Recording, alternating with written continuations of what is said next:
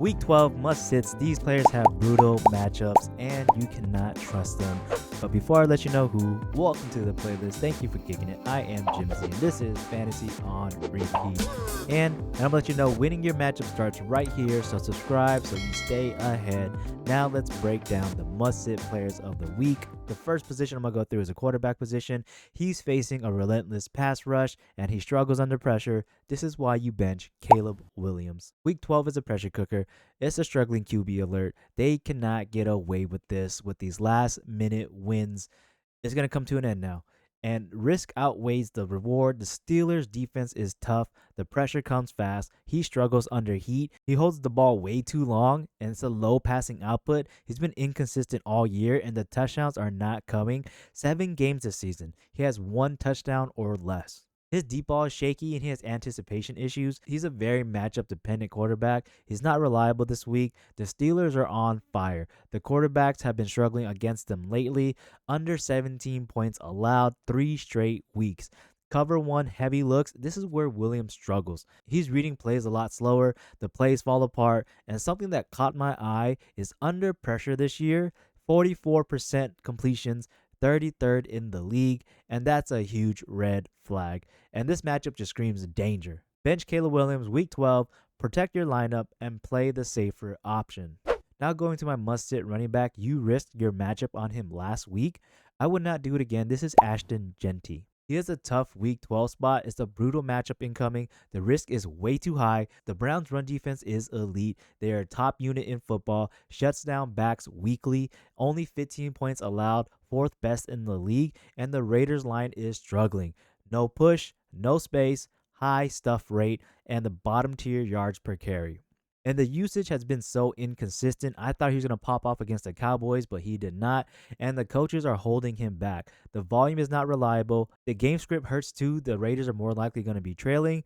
And the run gets abandoned. Again, it's just so hard to trust right here. The workload is not secure. It feels like an impossible matchup. And something to notice here as well is Jeanty averages 0.61 yards before contact. That's one of the worst marks league-wide. He gets hit instantly every single carry, and Cleveland makes that 10 times worse. You should bench Ashton Jeanty. Week 12 is a trap. Protect your lineup.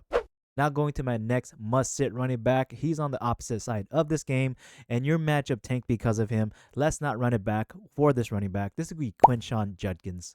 Week 12, the matchup is risky. The recent production has been poor. He's on a cold streak. 3 games under 10 points. Weeks 9 to 11, 153 rushing yards, 0 touchdowns. No running lanes are opening up. The Browns' O-line are struggling.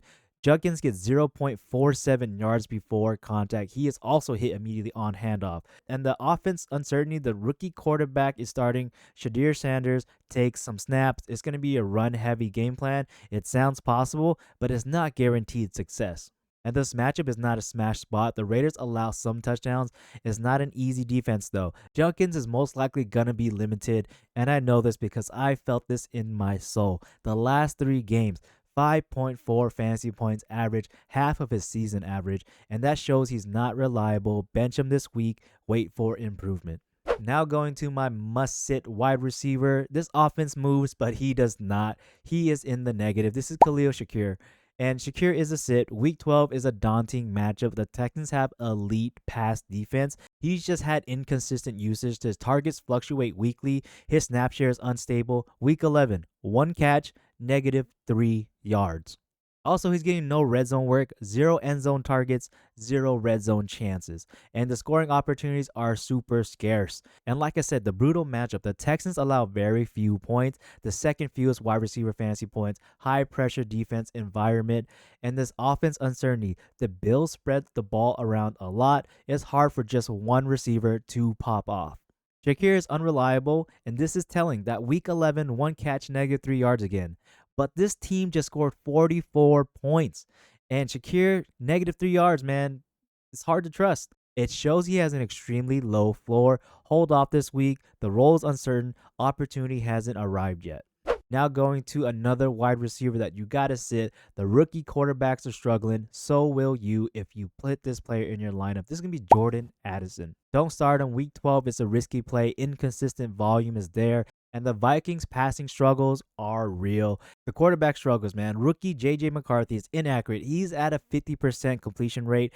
And when he's played with Addison, he has 7 catches on 22 targets for 103 yards, 6 points per game, inconsistent volume, and his target share is volatile. The production is unpredictable every single week, and he's depending on these touchdowns. But how are you going to do that at a 50% clip? And yes, the Packers defense, they are solid. They can exploit the Vikings' woes, and the mid QB play is no help. And like I said, the last 3 games have been poor with JJ passing the rock. 6 points per game. It's not going to be any upside there. And that highlights as a major risk. He has been unreliable. He is a must sit. Now going to my must-sit tight end, he went from a dozen plus looks a game to being ghosted. This is Jake Ferguson. You should skip out on Jakey Poo this week. The targets are limited. He has a diminished role. Since Lamb returned in week 7, Ferguson is now the 3rd option. He's only getting 4.5 targets a game. His yardage potential has been low, and he's also touchdown dependent. In the last 4 games, he's only got 30 plus yards once. And his fantasy points rely on those touchdowns. If they don't come in, he's dropping single digits. And the matchup this week as well is going to be tough. Week 1 versus the Eagles, he had 5 catches for 23 yards. Confirmed that this matchup is difficult. Definitely has some clear risk involved, so avoid this tight end. I'm sorry, Jakey Poo. Now going to my must-sit flex position where I can choose any position I like. Running back, wide receiver, tight end. I'm going to go with the running back. He has lost the lead, and he's losing some points. This is Rachaad White. White is a sit. Week 12 says it's a no-no. The touchdowns are not coming, and he lost the starting job. Week 11, the stats were clear. Tucker out-touched White. Tucker out-rushed White. White is now the backup, extremely inefficient. He's averaging 3.3 yards.